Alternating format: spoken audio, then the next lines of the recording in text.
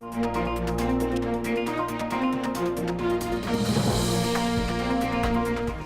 now for Reporters Roundtable. Bud and Ross are off this week. In their places, two other friends of ours, Debbie Georgatos, an attorney, author, and Republican strategist, and host of America Can We Talk on 660 AM radio, and Robert Ashley, veteran Dallas journalist from Heaven 97 Radio. Good morning to both of you. Good morning. Good morning. Thanks for being here. Debbie, let's start with you. You're the conservative. Ted Cruz's speech and Donald Trump's speech last week to the RNC. What's your takeaway from those? Now we have a couple days to digest it all. Yep. If I may start with Donald Trump's speech, I thought that he hit on a lot of themes that many Americans talk about at home. They're concerned, they're worried about. It's been characterized as dark, but I just think he was kind of talking reality. And a lot of people listening to him said, yes, I've been worried about that too. Worried about the border, worried about international security, worried about refugees coming here, and are we safe?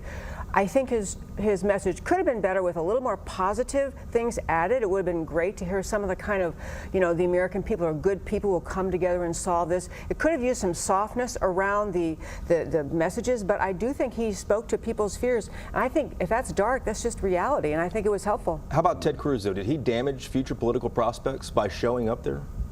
I don't think so. I think that Ted Cruz, we saw making that speech, is the same Ted Cruz that people sent to Washington as a senator. He didn't go there to salute the GOP, to do whatever they ask. He went to speak for principle, and I think he stood with his principles as a senator, and I think he did in that speech. I think short term there's been a lot of pushback and people upset, but I also think that his speech, if the booing hadn't happened, it was a profoundly inspiring speech about freedom in America and our future.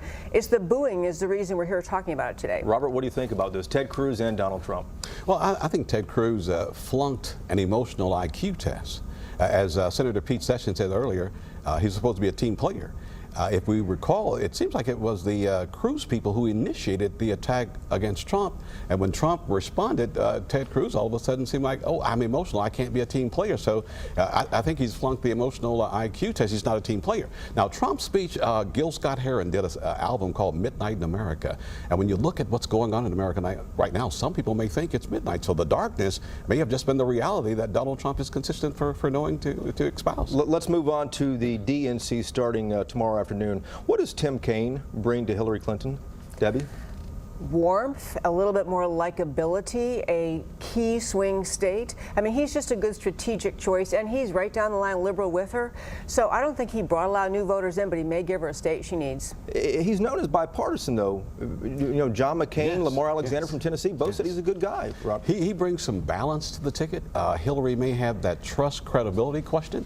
Also, Kaine, civil rights attorney who represented a black woman in a housing discrimination case. Also the work that he's done for none. So he brings a little bit more credibility in light of the email questions and some who wondered if the law has been circumvented. I asked Carol Donovan, Robert, do you expect a revolt, though, among Sanders supporters at the DNC? It's possible. It's possible because they feel that Bernie has been victimized by a system. So it all depends, because Trump's trying to get Bernie's supporters, but it all depends on how Hillary and Kaine goes after those Bernie supporters. And Debbie, let's switch back to voter ID. The Fifth Circuit Court of Appeals, widely considered conservative, also said Texas's voter ID law violates part of the Voting Rights Act. What does this mean to November's general election?